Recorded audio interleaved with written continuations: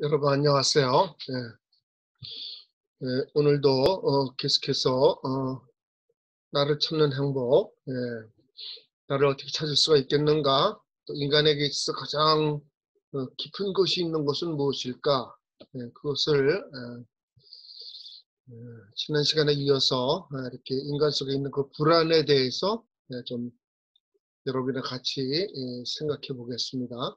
그래서 키케고아가 쓴 책 중에 실존사상의 선구자로 알려진 키케고아가 쓴 이 불안의 개념, 이 책을 중심으로 해서 에, 사람에게 있어서 이 불안이 나를 알아가는, 자기 자신을 알아가는 어떤 계기가 되는가 하는 거를 같이 생각해 보려고 합니다. 우선 킬케고아라는 그 실존사상가는 1813년부터 1855년까지 살았습니다. 1814년부터 1855년까지 덴마크의 코펜하겐에서 태어났고 젊었을 때 베를린의 대학에 가서 조금 지냈던 것 외에 주로 코펜하겐에서 생활을 했습니다. 이 사람을 우리가 실존사상의 선구자라 그렇게 얘기하는데, 실존사상이 무엇인가 하는 거는 간단하게 먼저 번에도 한번 설명한 적이 있습니다. 철학의 역사에 있어서 실존사상은 보통 독일 관념론을 비판했다 그럽니다. 독일 관념론이라는 것은 인간의 사유를 통해서 삶의 궁극적인 것을 설명해 보려고 합니다. 그것을 독일 관념론이라고 할 수가 있어요. 철학은 다른 학문과 결정적으로 다른 점이 무엇일까? 그것은 가장 근본적인 거, 가장 궁극적인 것이 무엇일까? 그것을 찾는 거, 그것이 철학이다 이렇게 얘기할 수가 있습니다. 나는 누구인가? 세상은 의미가 있는 것인가? 가장 인간의 삶에 있어서 가장 근본적인 것은 무엇일까? 그것을 찾아보려고 그러는데 독일 관념론자들은 인간의 사유를 통해서 인간의 가장 궁극적인 것, 삶의 가장 깊은 삶의 수수께끼를 풀어보려고 했던 사람입니다. 그리고 실제로도 인간의 생각, 인간의 사유를 통해 가지고 국가가 뭔지, 인간에게서 자유가 뭔지, 역사는 발전하는 것인지, 이런 헤겔이라는 독일의 철학자를 대표로 해서 사람의 궁극적인 것을, 궁극적인 물음, 궁극적인 수수께끼를 인간의 생각을 통해서 밝혀보려고 하는 것입니다. 그런데 실존사상이 독일 관념론을 비판했다. 그 말은 여기서 이제 뭐 비판 그랬을 때 이 말을 우리가 어떤 것이 갖고 있는 한계, 또 그것이 이제 부족한 점을 보완한다. 그런 의미로서 비판했다고 볼 수가 있습니다. 요즘 뭐 우리가 비판한다 그러면 뭐 상대방의 결점을 지적하거나 그런 무슨 일반적인 그런 느낌을 갖는데, 그러면은 실존사상이 독일 관념론에 어떤 부족한 점을 지적하고 어떤 것을 보완하려고 했던가, 지금 말씀드린 것과 같이 사람의 생각을 통해서 많은 것을 규명했어요.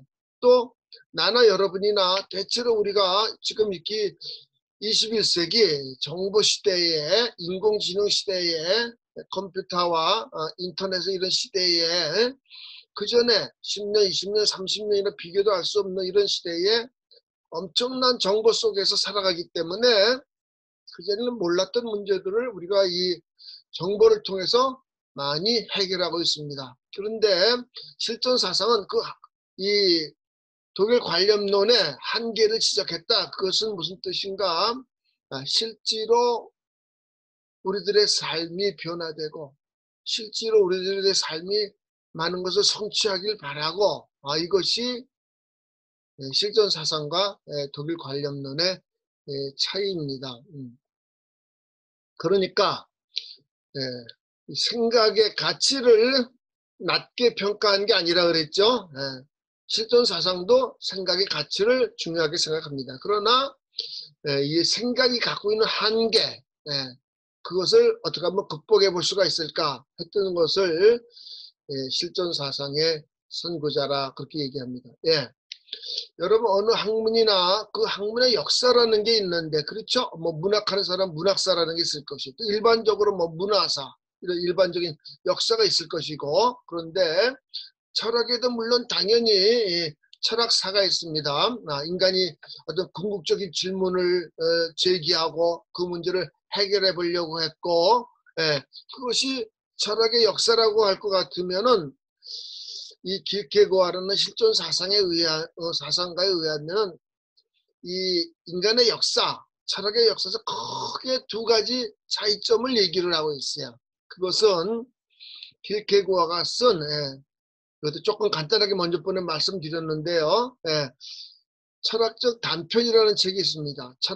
철학의 부스러기라는 그런 책이 있는데, 그 책에서 소위 철학의 사실상의 시조라고 할 수 있는 이 소크라테스와 이 키르케고아가 개인적으로 갖고 있었던 그 신앙인 그리스도 신앙과 그것이 어떻게 차이가 나는가, 어떻게 서로 보완하는가, 이런 문제를 얘기했던 것이 철학의 단편, 철학적 단편 혹은 철학의 부스러기라는 책입니다.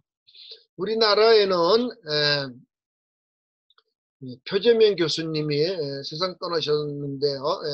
고려대학교 철학과 교수님을 하셨던 그 표재명 교수님이 개인적으로는 뭐 제가 대학 때 표재명 교수님을 통해서 이 키르케고아를 알게 됐습니다.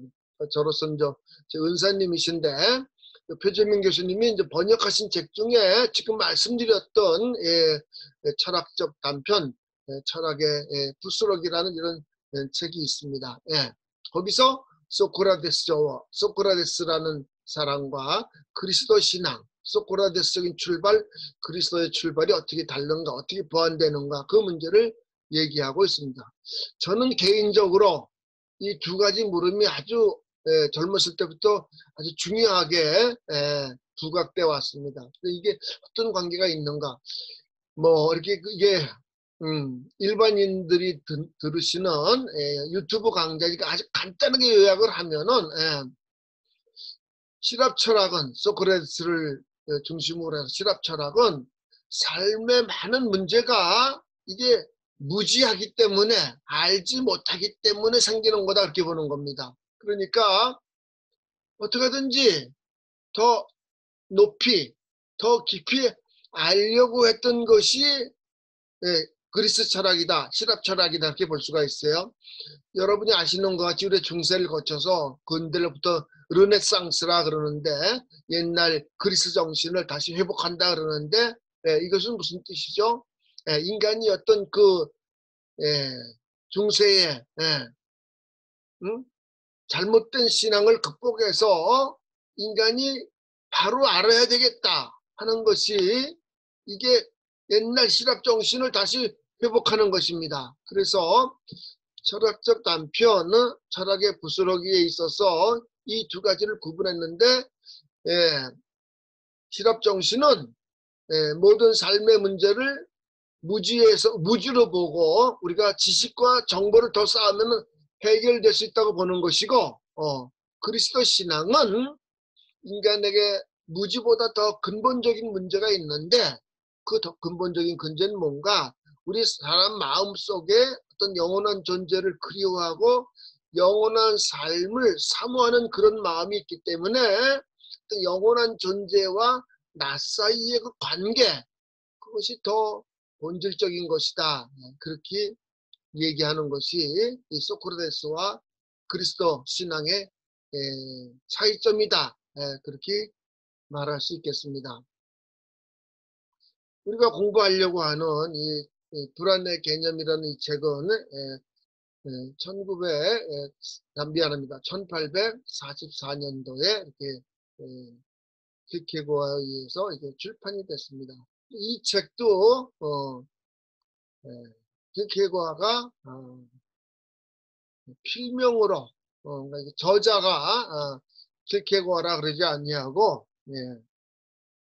비길리우스 하우프니엔시스라는 비길리우스 하우프니엔시스라는 그 덴마크 그렇게 관찰한다는 코펜하겐을 관찰한다는 그런 의미의 그런 그 필명의 저자에 의해서 출판이 됐습니다.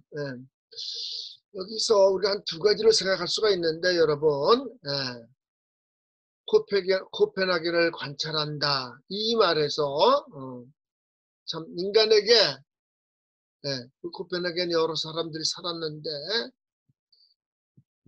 그 사람들뿐만 아니라 우리도 우리 자신을 깊이 이렇게 관찰했을 때 뭐가 인간 내면 깊은 곳에 있는 것인가? 인간에게 영혼을 삼하는 마음과 함께 인간 깊은 곳에 불안이 있다 그런 얘기입니다. 여러분 삶이 어떠신지 모르겠어요. 그런데 이 불안은 제가 이제 그전에도 한번 얘기했는데요. 어떤 그 심리학에서 상담하는 혹은 뭐 정신의학자가 상담하는 그 불안과 공통점도 있고 차이점도 있습니다. 이 실존 그래서 내가 이것을 킬케고가 말하는 이 불안을 실존적 불안이다. 그렇게 구별해서 좀 얘기를 합니다, 여러분. 그것은 어떻게 구분되는가? 정신의학자나 심리학자가 말하는 그 불안이라는 것은 이것은 해소되기를 바라는 겁니다. 없어지길 바라는 거죠. 그렇죠? 그런데 여기서 말하는 킬케고 말하는 이 실존적 불안이라는 것은 우리 삶 속에 이미 깃들여져 있는 것이에요. 삶에. 그렇기 때문에 이것은 우리가 뭐 피할래야 피할 수 있는 것도 아니고 또 아무리 훌륭한 정신의학자나 심리학자가 온다고 하더라도 내가 갖고 있는 혹은 각자가 갖고 있는 실존적 불안을 완전히 해결할 수는 없는 것이에요. 그러니까 어떻게 되는가? 그건 자기가 해결해야 될 것이고 아까 심리학이나 정신의학에서 말하는 불안은 그것이 해결되길 바란다 그러는데 사실 이 실존적 불안은 해결되길 바란다는 그런 의미에서 해소되기를 바란다는 의미에서 심리학자나 정신의학자들이 말하는 불안과 같기도 하면서 이 불안과 함께 있어야만 인간이 이 불안과 더불어 우리 인간이 자기 자신을 찾아갈 수 있는 또 높은 단계로 상승하고 자기를 발전시킬 수 있는 자기를 개발할 수 있는 그런 계기가 된다는 점에 있어서 이 불안은 적극적이고 긍정적인 그런 의미가 있는 겁니다. 다시 한번 여러분, 이게 뭐 조금 반복해서 말씀드려서 미안한데요. 이 실존적 불안이라는 것은 피하고 싶은 그런 면도 있지만은 우리가 이 불안과 더불어 자기를 개발하고 자기를 성공하고 자기가 행복한 삶을 살 수가 있는 거다. 또 이 길케고아가 이렇게 필명 자기 이름으로 안 쓴 거로 봐서 우리가 불안의 극복 이 문제는 물론 길케고아는 마음속에 있는 영원한 존재에 대한 신뢰, 영원한 존재에 대한 믿음 이걸 통해서 끊임없이 불안이 극복돼서 그 믿음을 통해서 우리 인간이 새로운 차원으로 나아갈 수 있다고 그랬어요. 그러니까 이 불안과 믿음은 함께 있는 것이고 영원한 존재에 대한 신뢰 이건 함께 있는 것이고 오히려 불안을 의식함으로써 우리가 더 높은 차원으로 나아갈 수 있고 자기가 많은 것을 성취하고 많은 성취를 통해서 남을 베풀 수가 있고 행복한 삶을 살 수 있는 그런 아주 결정적인 계기가 되는 것입니다. 다음 시간에 계속하겠는데요. 이 킬케고어는 1813년부터 1855년까지 살았고 덴마크로 쓰여진 킬케고 책들이 1870년경에 독일어로 번역됐고 미국의 영어판으로는